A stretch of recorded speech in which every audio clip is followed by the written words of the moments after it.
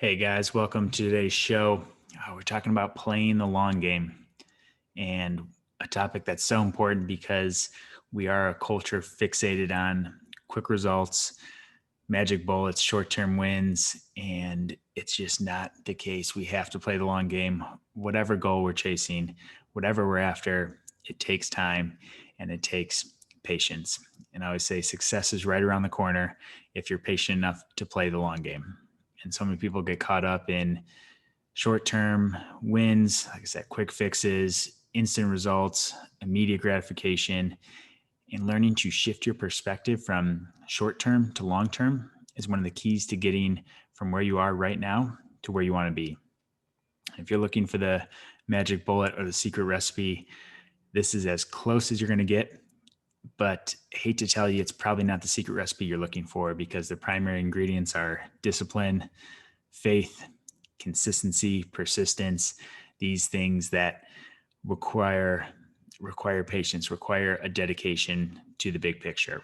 So listen up today to learn more about how to shift your perspective from the short term to the long term to get incredible results.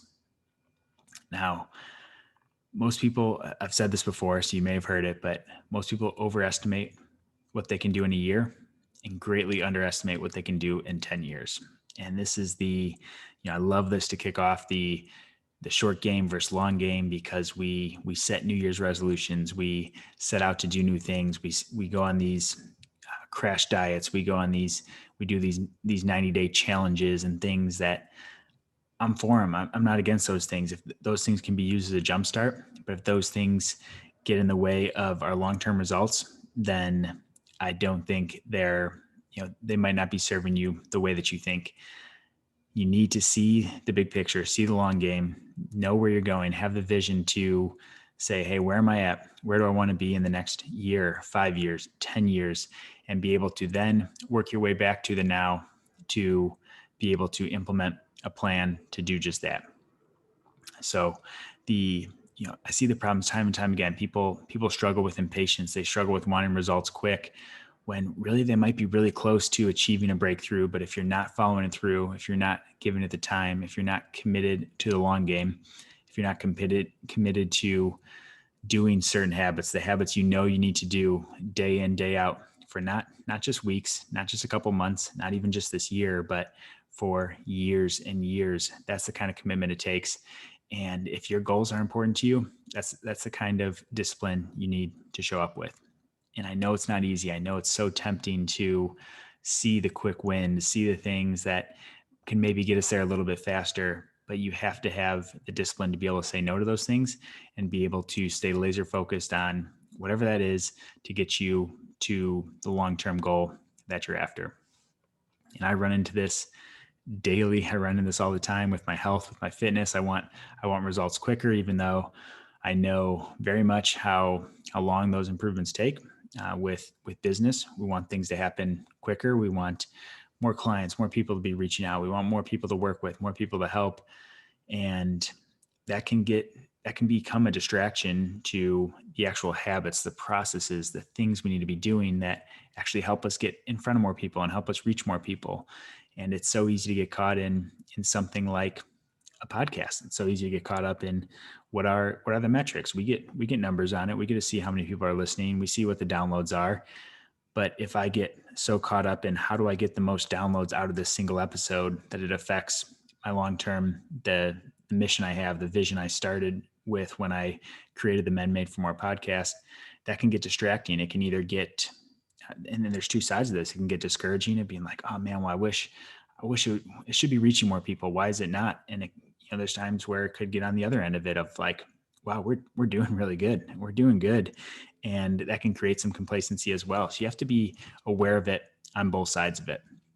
So I want to talk about 5 things that you can be thinking of, things you can be aware of when it comes to playing the long game.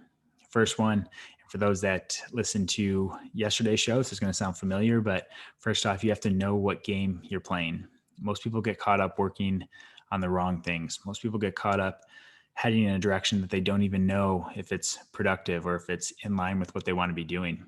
When you ask people where they're going and they're kind of like, I don't know, what are you working towards? Like, I don't really know.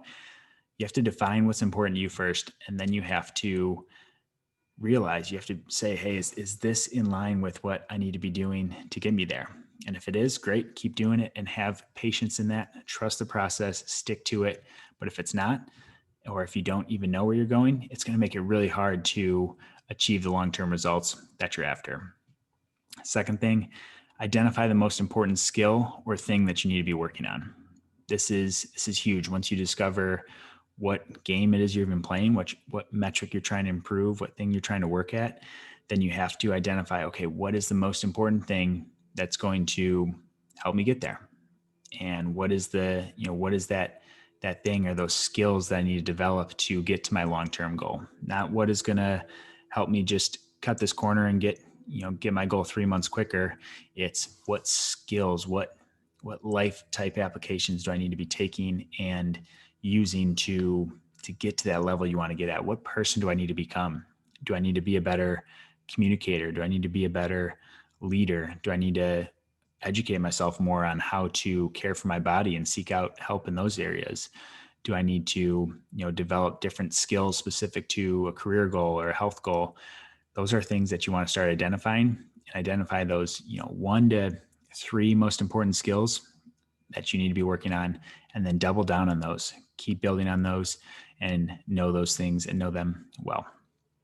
Third thing, commit to it at least 90 days for this. I always say you have to commit to it, and you have to commit at least 90 days to this. And for a lot of people, the magnitude of the goal is gonna stretch that out even further. You got to commit at least 90 days, and that's not saying a 90-day challenge. That's saying if you have, let's use, you want to start a business. If you have this business idea you want to start, you got to give it at least 90 days to really, trial that, test that process. And that's not saying that you're going to be all the way where you want to be in 90 days. And that's not saying this is a 90-day challenge. I'm going to do it and I'm going to be done. This is saying I'm going to commit to this all out for 90 days. And if I don't see change in, and this comes back to tracking, knowing what you're tracking. If I don't see change in this, if I don't get my first client, if I don't get 5 people to reach out, if I don't get, you can make that specific to whatever it is you're working towards. If it's health, it's if I don't lose 5 pounds maybe. And I don't like weight loss as an example, but thinking on the fly here, but picking a goal, if I don't get, if I don't add 10 pounds to my strength in this, those are the types of things you want to do, but you got to commit at least 90 days. People stop way too short and they end way too quick without really seeing it through. And when you get to 90 days, if you're making that progress, guess what? Good news is you got a new 90 days to work towards. So this isn't a get to my goal, I reach it and I'm there. And this is what's frustrating for people, because this takes such a patience, such a long-term outlook that it just keep coming back to, okay, I did those 90 days. Now, I like 90-day sprints. We use those in our business, use those in health and different things for myself as well, these 90-day sprints, but it's 90 days in the picture of what's the year vision, what's the 3-year vision, the 10-year vision. Those are things that you want to start examining. Fourth thing here, don't get distracted by vanity metrics. And we talk vanity metrics are used a lot to determine things that give the illusion of progress, or they look fancy. It's you'll probably see these on different businesses or sites that claim X% of improvement in X area, and it's great if those are actually the metric that's most important. But sometimes it's just kind of, we call padding the stats a little bit of talking up numbers and using big numbers to make it seem like it's more important or something. An example of this, a very real one for people in saying I want to get healthy, is getting caught up in something like losing weight. If you're, and let's break this down. If you're saying in 10 years, you have this vision of, I want to be healthy. I want to be this person who's not in pain, who feels energetic, who's strong, who can do all the activities they want with my family and do these things, then that's this healthy vision you're painting yourself. And I think that's awesome. I think that's great. I think you should go for it.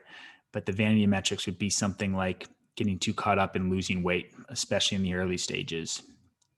Those are 2 different goals of that first version you pictured of being a healthy person to losing weight, because weight can be very, very deceptive.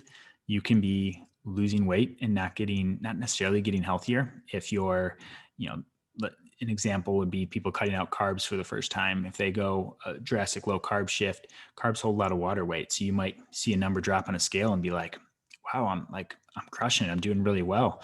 When in reality, you might not be making as much change as you want, or vice versa. You might be getting healthy, be doing some incredible things to boost your health forward, and the number on the scale might not be budging. And if that strikes a chord with you, I did do a previous episode on this called Non-Scale Victories. I encourage you to go listen to that, go much deeper on that specific thing. But I hope that's at least gives you guys an example that would be a vanity metric. If you're only getting caught up in the number on the scale doesn't talk about how you're feeling, doesn't tell you your energy, doesn't tell you how healthy you are, doesn't tell you how strong you are, doesn't even tell you how much fat you have on your body. So there's things to not get caught up in the wrong numbers. Fifth and final thing here, don't stop. Do not stop once you've identified what that is, once you've identified what you want to be doing. Do not stop, especially if it's important to you. Just keep going. And I love the analogy from Atomic Habits by James Clear. He uses the analogy in there that we, each habit we're doing when we're focused on the long game, we're laying these habits down, we're laying these processes down, and each one is moving us closer to the goal. Assuming that you did the previous steps and you identified the right things to be working on, then you're going to start moving closer to your goal. But ice doesn't melt until 32 degrees. So if it starts at, if it's 20 degrees and you start making these habits, you start creating this change, you start working towards it, all of a sudden you heat it up to 21 degrees and 22, and then eventually you're at 30, you're even at 31 degrees. You've made this incredible amount of progress. You've invested this energy, you're creating change. But if you get discouraged right there and you're like, man, this just isn't working. I've been working at this for so long. I've been working so hard at this, and I just don't think it's for me. And you might be 1 degree away from melting that ice cube and really seeing the breakthrough. And people never know how close they are to a breakthrough, whatever that breakthrough looks like for you. So I just encourage you to keep working at it. Do not stop. If it is important to you, if it's a goal that you want to be pursuing, keep working at it. Your life is too important to stop too soon, to quit too early, to do that when you're right on the edge of a breakthrough. So I hope you guys can take this, you can apply this, you can, put away frustrations, put away expectations when things aren't going as well as you want. When you identify what that is that you really want and you start to form those habits in place, then keep running with it, keep doing it. You guys are close to seeing success, and I know you guys can do it. This will take your big dreams and make them more of a reality. And if you guys are looking for more help on this, I'd love to help out. I'll put a link to a goal setting course here in the show notes. It's the same goal setting process that we use for all of my coaching clients, that we use in our business, that we use personally. It's a very guided process of taking you, identifying that big vision you have, and then narrowing it in on a specific focus. And that's playing the long game right there. That's doing what you need to take these short-term perspectives, but apply them to the big picture as well. So go ahead and check that out. The link's there in the show notes if you guys want some more guided help on that. And like I've been mentioning, if you guys are listening to the show, if you guys are finding value in it, if you want to see more of a certain topic, if you want to see less of a certain topic, I would welcome feedback. Would love to hear who's listening. So my email and Instagram tag are there in the show notes. Please shoot me a message, shoot me a quick email if you guys are listening, what you're enjoying, what you want to see more of. Would love to hear from you guys. I appreciate every one of you. Thanks for listening in, and I will talk to you guys soon.